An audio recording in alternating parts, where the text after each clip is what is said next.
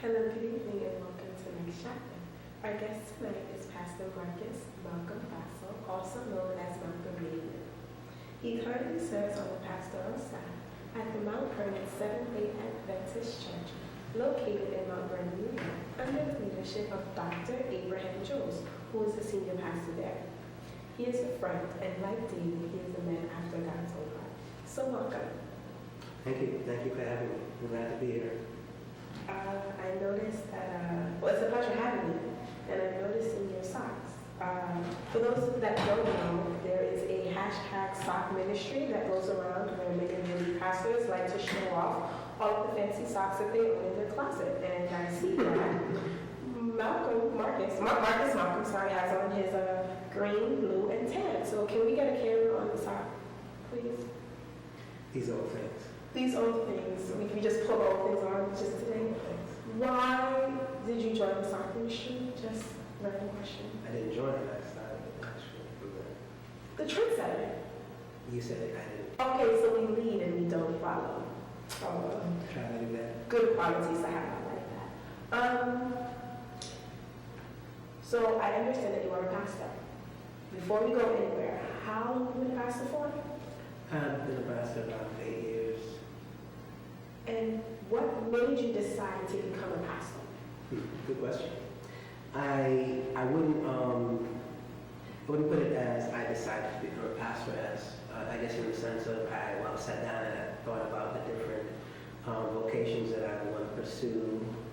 It was more a reality that I had to accept and assume, if you will.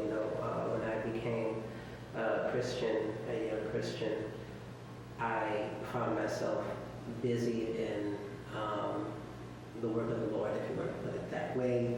I was busy witnessing, busy teaching, busy preaching. I just found myself in love with that kind of stuff. What I was learning, I wanted to share back. I had that fire as a young Christian, and it gave me a lot of pleasure.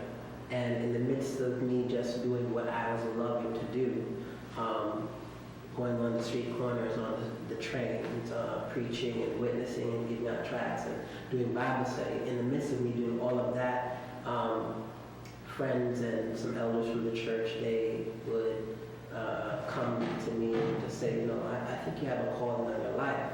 Of course, at that stage, I didn't know what that meant. It sounded like Greek to me. But I began to understand what they meant, that God laid his hand on my life to do ministry in a full-time capacity, if you will. And so that's what it was. I had to recognize the calling in my life and then decide that I'm going to let God have his way and lead me to do what he called me to do. Wow. So when you accepted your calling, did you run away from it? I wouldn't say I ran away from it. Not like Jonah syndrome. I didn't try to find some but it was more like I had to accept it, and it took me some time to accept it that this was real. I think my struggle was not wanting to do ministry and wanting to do something else and trying to avoid it. Was more of accepting that God would actually choose me to do something of that caliber. And I used my life, or the life I came out of, as the gauge. I lived a pretty rough and wild life before I came to know Jesus. I was one of those young dudes that I sold drugs, I did drugs, I lived a hard, fast party life. I got into a lot of trouble. As a matter of fact, I was always in trouble, always in beef, like we used to say back in the days. I was always in beef with someone, and my life was just fast and hard and dangerous and wild and crazy. So coming from that life and knowing all the dirt that I did, it was really hard for me to accept that God would choose me, given the life that I used to lead, and I just felt totally unworthy of such a thing as a calling on my life to do ministry. So it was more of a journey of acceptance and internalizing that this is a reality. And once I recognized that and once I accepted that, then I was really ready to put on the mantle, if you will. As a Christian, we often hear pastors, and I'm sure you've heard this phrase, God calls the uncalled, or he calls the unqualified. Okay. So based on what you're describing, you felt unqualified for a calling that you accepted. So I think that's pretty In a nutshell. That's pretty awesome.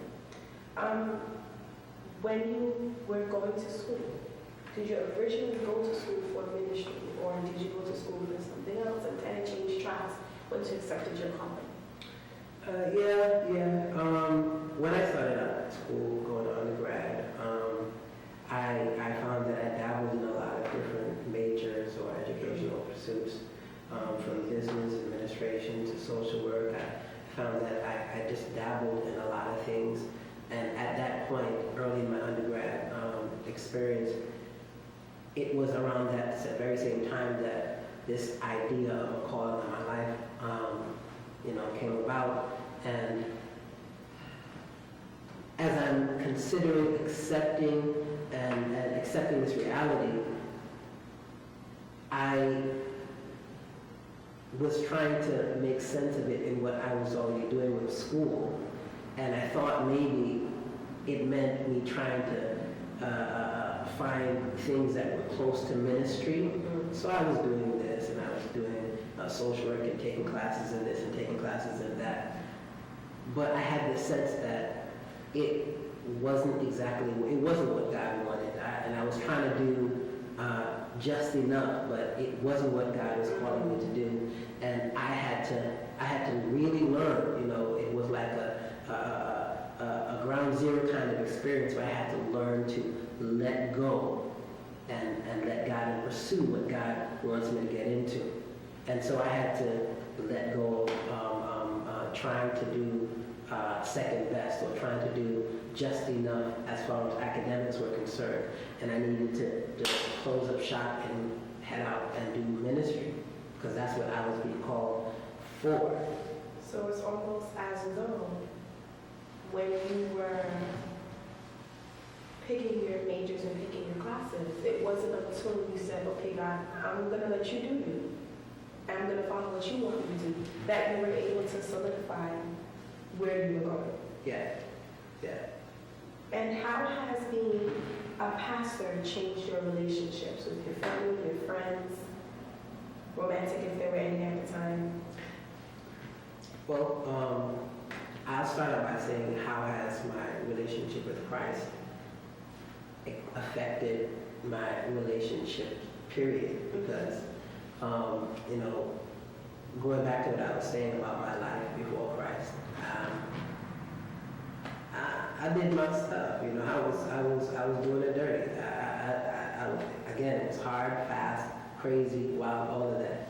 And for my family and friends who knew me, it was an extreme shock for them to see Malcolm, who ran the streets hard like that, to all of a sudden take a 180. And it was an extreme shock for my family and my friends at that time. They were accustomed to getting calls home from school, or getting calls from police, or getting calls about, the trouble that I was in. It was easier for them to worry about if I was going to come home that night, or if they were going to get a call about me from police or someone's, about some trouble that I was in. That was the norm. That was what they were used to. The party markets, the drinking, the drug using, the drug dealing, the gun carrying markets than for them to deal with now this person, who now is not cursing anymore, or not watching certain things, or not going to parties anymore, who's not smoking, or not out on the corner hanging out with certain individuals. It was hard because they were used to one kind of person, and almost overnight here you have a different kind of person to deal with. And so my relationships were strained because of that. Siblings didn't know how to deal with me anymore. It was just too much of a shock for them. Now, my life changed, their life didn't change, so it was a challenge. It was a challenge, I didn't kick my friends away or kick my friends to the curb, but I recognized that our value systems were changing. We spent nights on end clubbing and smoking and getting into trouble, but I don't do that anymore. So it's kind of like the Bible text that says, "Can two walk together except they agree?" Right. So I came to a crossroads with a lot of my friends and even family members that, hey, certain things I don't do anymore because I'm going to try to take this thing seriously now. So my value systems have changed. I'm not going to talk like that or talk about that. I'm not going to go here. I know this must be a family function and all of that's good, but I can't go there. I can't do that I used to do. Not anymore. It was cool when we were all doing it, but because of where I'm going, the decisions that I've made with my life and the values that I hold, I'm sorry, I can't hang with you on that. So in that respect, my relationships were challenged, and it took them some time, a lot of time, some people, to realize that, hey, I was for real. A lot of them expected or thought that after a few months, or maybe even after a few years, I would come back around to reality and stop messing with this Bible thing, this God thing, and come back to reality, and then get a real job and be about real stuff. Yeah, for a long time they didn't take me seriously. They didn't take this whole thing seriously, and I can't wrong them, because when I was in the world, I thought Christianity and church and this whole God thing was a whole bunch of foolishness. I thought it was all crazy, So the shoe was on a different foot, or the foot is in a different shoe.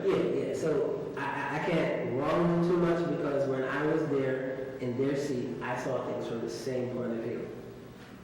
So it took them years to realize that, hey, I was serious, and this is a reality in my life, and this is where I'm going.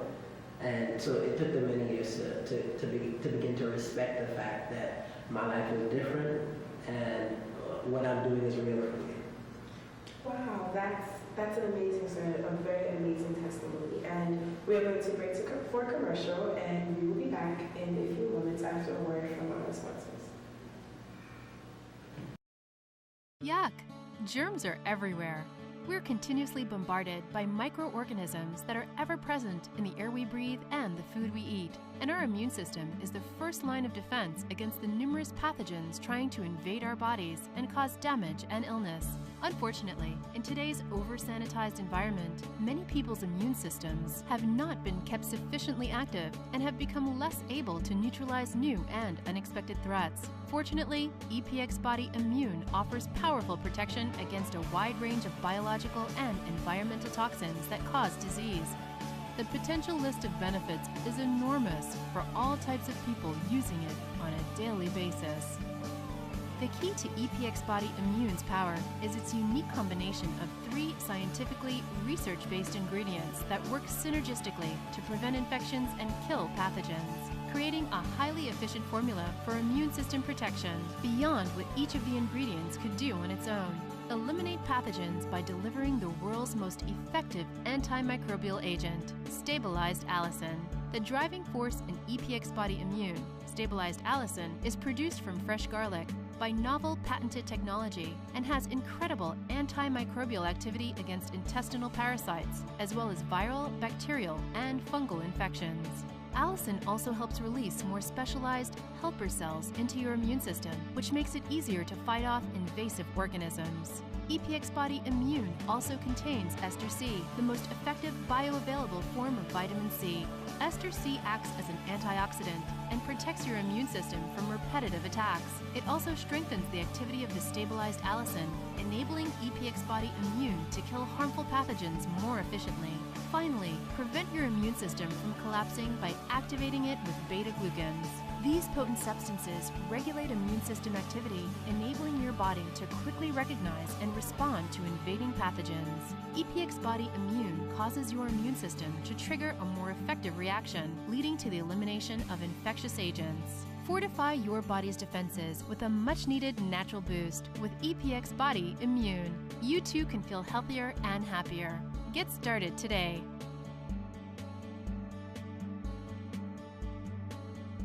Welcome back to Next Chapter. For those of you that are just now joining, I'm here with Pastor Vassil. We've been talking a little bit about him being a pastor, him going to school, and how it has affected his relationships, which now brings me to our next question. Were you born in the church? Nope. Not at all. Not at all. Okay. In comparing being born in the church to now being in the church, what are the very big differences that you notice? Were there advantages, were there disadvantages to both? How has it made you a more well-rounded individual pastor?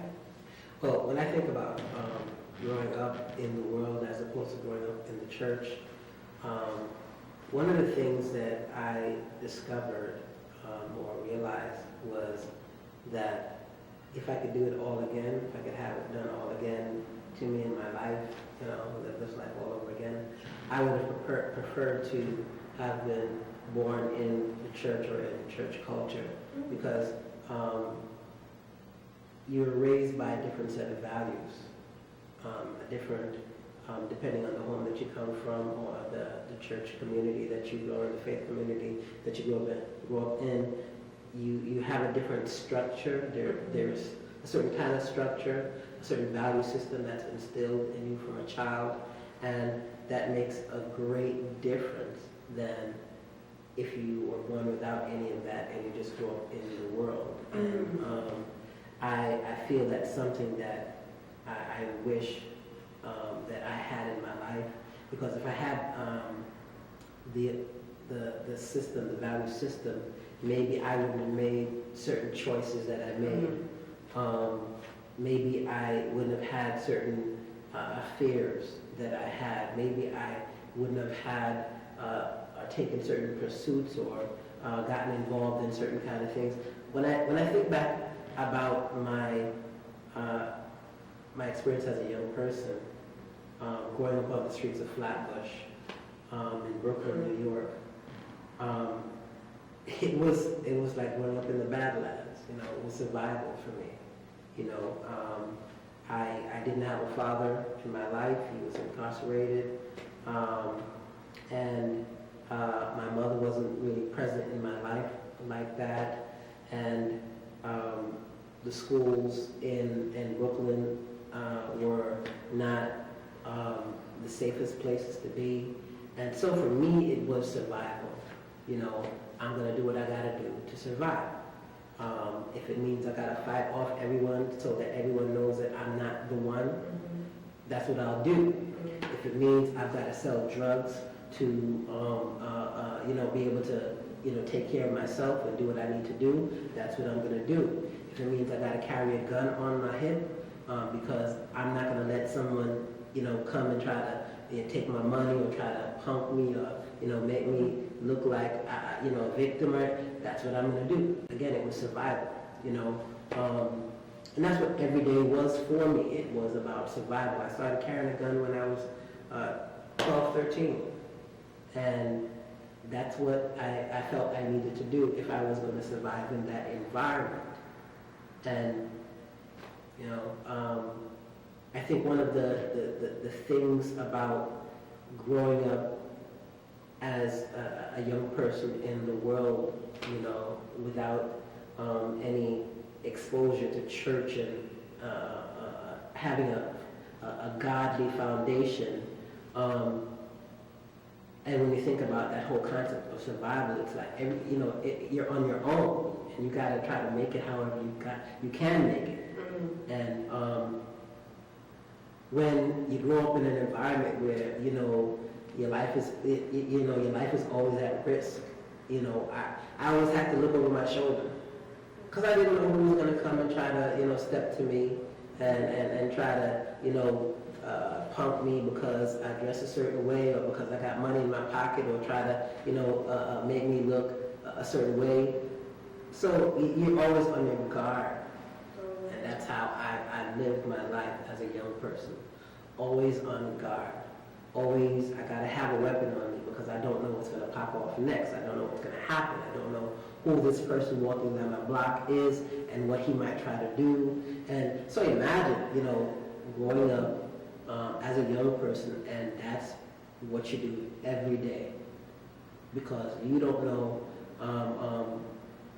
if you're gonna make it to see the next day or the next week or the next moment. So having that sense of I've got to do what I got to do to survive, as opposed to growing up in a home or in an environment, a faith community where I know that God controls everything and that I can trust in Him to take care of me, whether I have a mother or father around. I know that God will look out for me and God will guide me and God will take the little resources or the lack of resources, and He will bring me to where I need to be in life, and He'll make the difference up in His own graceful way. That's a big difference. Mm-hmm. Your outlook on life is different,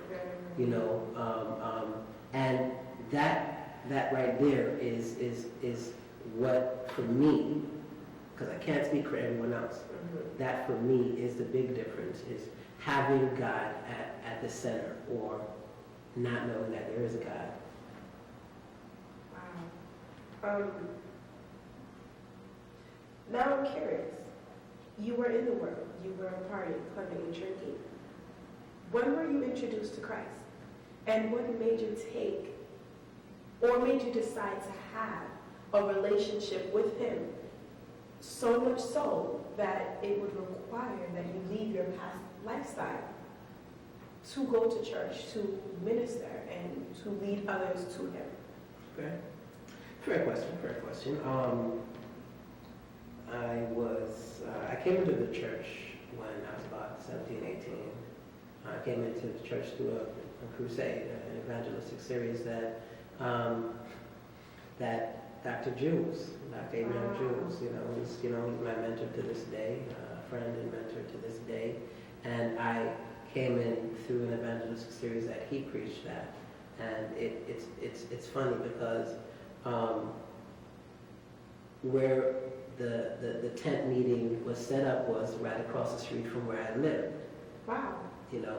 And I always look at the irony of that, because the way I was living back in those days and the mentality that I had, there was no way you were going to get me into a church. I can imagine. Again, I, like the rest of my family in those days, we thought church people were crazy.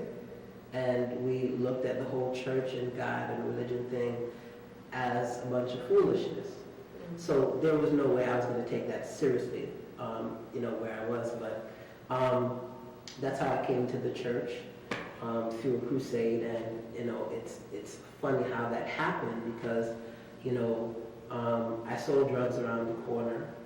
I hung out around the other corner, and it was like, and I lived across the street. So there was no avoiding mm-hmm. hearing the word, if you will. And you know how those summer tent crusades mm-hmm. can go wherever you are, 3 blocks away, 10 blocks away. And you will hear. You can hear. If the preaching won't call you, it'll be the music. You will hear. And that's what it was for me. It was the music that they sung every night. It got into my head and it wouldn't leave my head. And then the hearing the word of the gospel, and it wasn't just hearing the word or the music, but it was where what God was doing in my life now. At that time, I didn't know God. I didn't know about God. I didn't have a relationship with God. But looking back, I understand where God was. He was in the shadows, if you will. He was standing in behind the scenes, orchestrating certain things in my life. And I did the clubbing, I did the smoking, I did the dealing, I did the everything out there. I did, and I did it hard and I did it fast. But what was happening in my life was it didn't satisfy me anymore. It just left me with this emptiness. And I couldn't explain it at the time, you know. I had access to everything. Money, I had the street cred, I had women, I had access to drugs, I had access to everything. You know, I had my rep. But it just all seemed meaningless. It just seemed empty. And I would try to do more of it to kind of get that same kind of thrill, but it just left me feeling empty.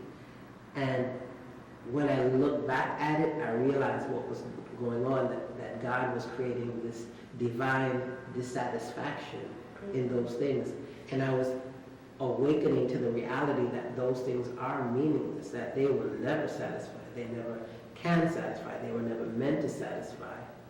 And so here I am, a young person, trying to figure out his way in the world, trying to survive, and I'm realizing that everything that I was doing to keep my life going was meaningless and empty. And so I began to think about, it's funny, I never thought about God, concerned about God, never wondered if he was there or anything like that. Is somebody up there, looking down? I never cared about any of that stuff. But when he created this divine dissatisfaction in my life, I started to ask questions. Like, is there a God? And if there is a God, did he put me here for a reason? And if he put me here for a reason, that means I'm supposed to have a purpose. And if there is a God and he put me here for a reason, and there's a purpose for my life, not just what is it, but what if, because the life I'm leading, I die and I don't figure out what that is? And these are the questions that were haunting me from like the summer before I got baptized. They were just haunting me. Never thought about them before, never cared about them before. But these questions now, arose in my mind and they were haunting me, and I wanted to know. So those questions, those driving questions now, they just coincided with the evangelistic series that popped up in my neighborhood the following summer. So it's almost as though God was planting a seed the summer before. Planting a seed. To question your life and to question why things aren't the way they are, why you're still empty, and then magically, an evangelistic series appears and then somebody like, oh, these are all the answers to the questions. He created the question and then somebody the answer. Right? Because we have to understand that my life as a young person, as a teenager, listen, I did not see, and purpose is a big thing here, because I didn't see my life as having purpose or meaning or anything like that, and I didn't care either. I didn't see myself living beyond 17, 18. I didn't have a vision like young people nowadays about graduating high school, about going to college and starting a career and having a family. I didn't think or envision about any of that stuff because I really figured that if I live the life that I'm leading right now, like a few of my other friends at that time, I would be dead by 17 or 18. So, God did a big thing in my life when He created those questions and got me to the place where I cared about an answer. Because now it means that I care about living. No, I care about living versus whoever cares. About versus who cares what happens. Because it didn't have to be death; it could be jail. It could be running from police. Hiding out. And it could ultimately be death.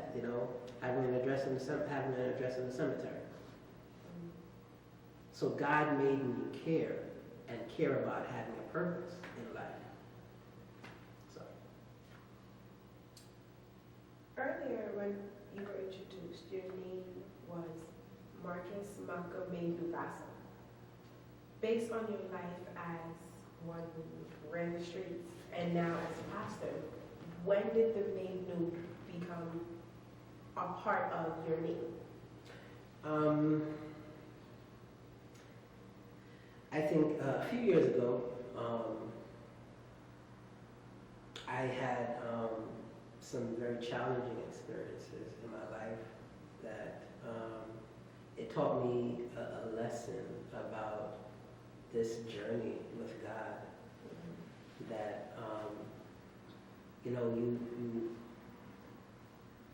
it's very easy for us to arrive at a place where we think we've arrived. Where we can look at our career successes, we could look at the money that we have in the bank, we could look at the fans in the stand, and we can think that we've arrived, that we've come to the summit of life or career. We could be in the relationship that we've always wanted, and we can always think that, hey, I've arrived at that place. And there's nothing new for me to do or nothing new for God to do in me. And I realized that life is about renewal. Walking with God is really about renewal and constant renewal. Because the more we grow in Christ, the more we walk with God, He will always teach us something new. He will always bring us through something new. And we will always be in a process of being made new. Made new from the experiences that God will allow us to walk through. Made new from the challenges and the hurts and the disappointments. Made new from the good and the bad and the ugly of life. But constantly being made new. And in the middle of that midnight experience that I was going through, I realized that this is yet another experience where God is making me new. So I attached the made new to my middle name, Malcolm, as a reminder to myself that God is always seeking to make things new in my life.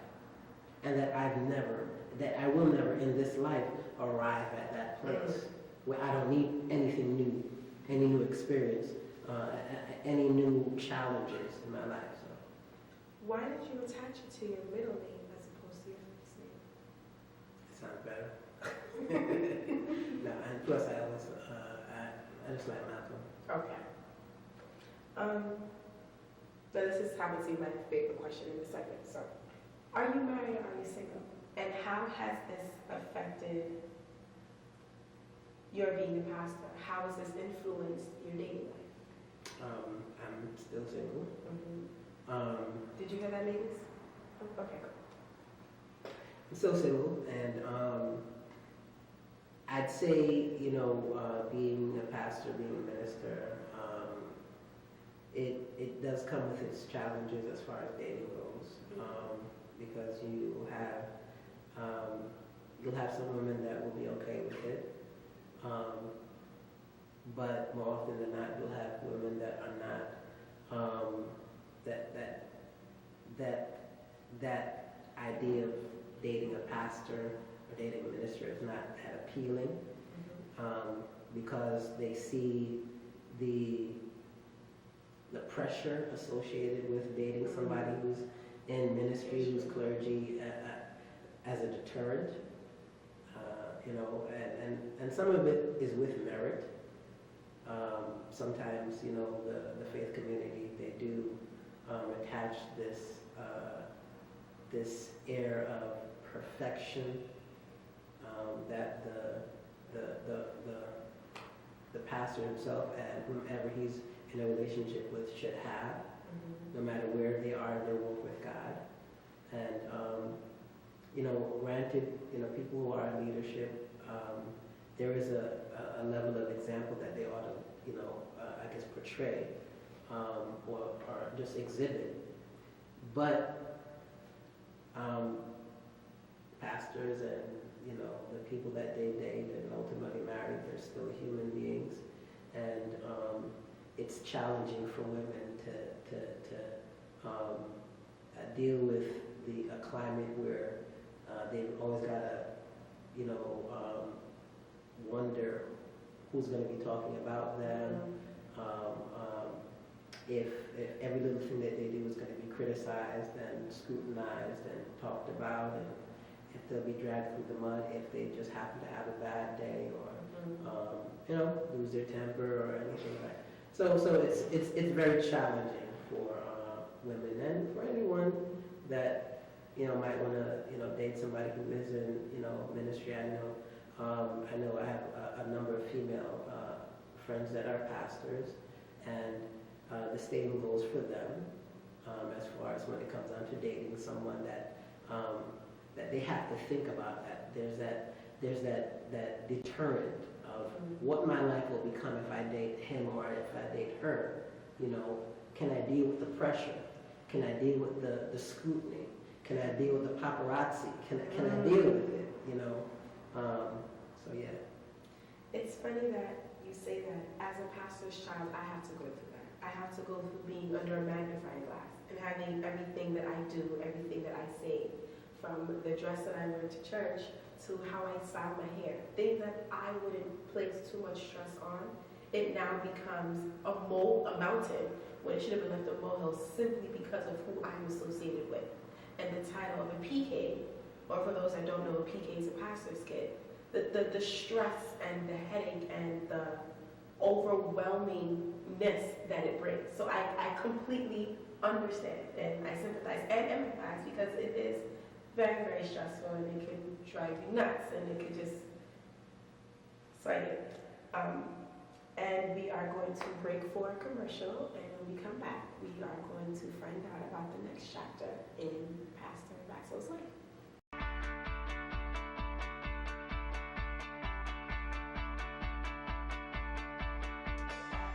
Are you ready to lose weight, increase your energy, and regain the feeling of good health?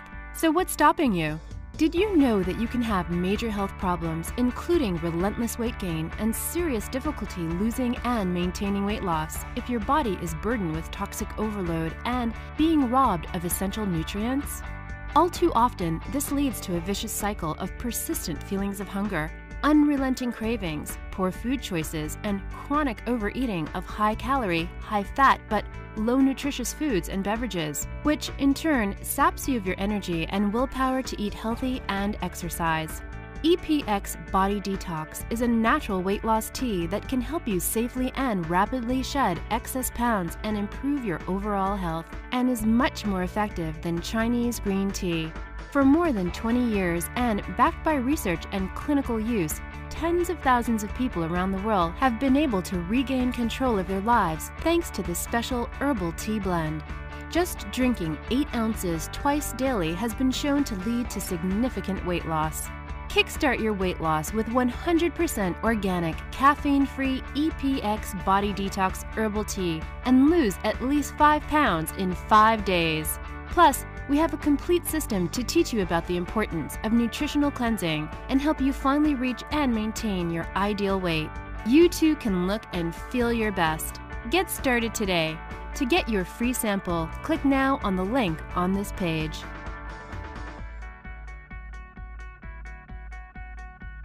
Hello, good evening, and welcome back to Next Chapter, where I am here with Pastor Vassil, also known as Life in Mayville. And earlier we've been chatting about your past life, past experiences, life in the streets versus life in the church, life as a minister versus life as a drug dealer, two very different paths. And I'm very curious to know, how has your experience with God shaped the contributions that you want to make in the world today? I think my experience with Christ, my journey with God, has shaped the contributions that I like to make in my community, in the world at large, with the sense that with God anything can happen. Looking back at my life, I would have never dreamed, that God would first of all, call me into salvation and coming to know Him and walk with Him and made such a personal pursuit of me coming from, from where I'm coming from. Mm-hmm. God has been very intentional about making the salvation thing very personal, that He wants me to be saved. He wants me to be a part of what He's trying to do in the world. And again, if God can do that in my life, then God can do anything for anybody, and do marvelous and amazing things. Every now and then I stop back and I think about where I'm coming from when I look at who Malcolm was before and who Malcolm is now. And I think about just how amazing God is. No one has to come along and tell me that God is real, that God changes things, that God can heal, that His grace is sufficient. No one has to come and tell me. No one has to point me to a book and chapter. I know it for myself that God is amazing, and that grace changes things, and that grace can do anything when you just allow God to be God. So I think that shapes what I put my hand to when I'm dealing with family, when I think about what some of my family members are going through, what some of my friends are going through and have been through, and how God can impact their lives, and that allows me now to get involved, because I know God can do anything in their life. God can change broken relationships. God can change a past that was littered with violence and crime and all kind of craziness. God can heal a child that has left family and friends because they wanted to go and experiment with everything out there, drugs, sex, everything like that. I know that God can do anything in anyone's life, so that empowers me now to get involved. When you know that God can, it means that you can also. I like that. When you know that God can, it means that you can also. What is the next chapter in your life? Oh boy, that is an interesting question. I know that I have plans to, further ministry as far as taking what God has done in my life and bringing it to places overseas. One of the things I like about what's going on in the world right now is that, the world is a global community.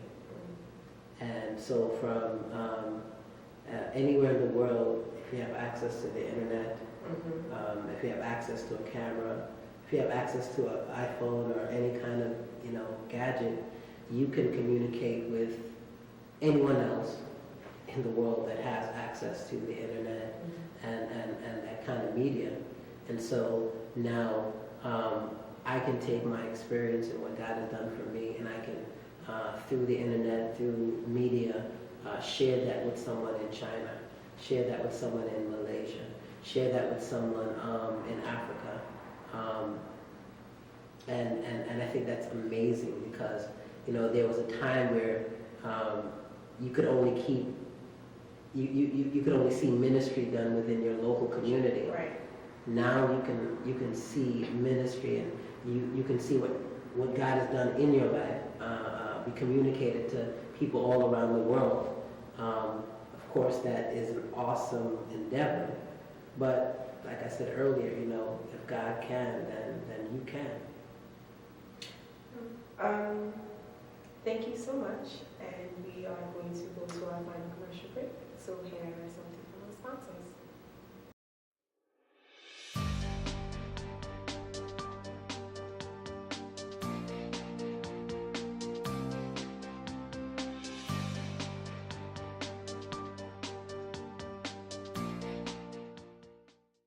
Thank you so much for coming on the show today. We are truly inspired by your life story, by you allowing God to use you in spite of your feeling unworthy, in spite of your past, your clubbing and your drug dealing, and now you're on the pulpit and you're spreading His gospel.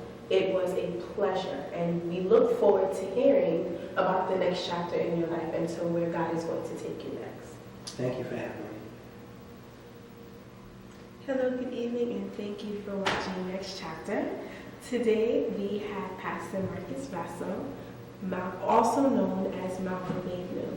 We talked about different things in his life, his past with dealing and using drugs, his past with his family, accepting his relationship with Christ, his now relationship with Christ, as well as being a pastor and now spreading a gospel that he once rejected.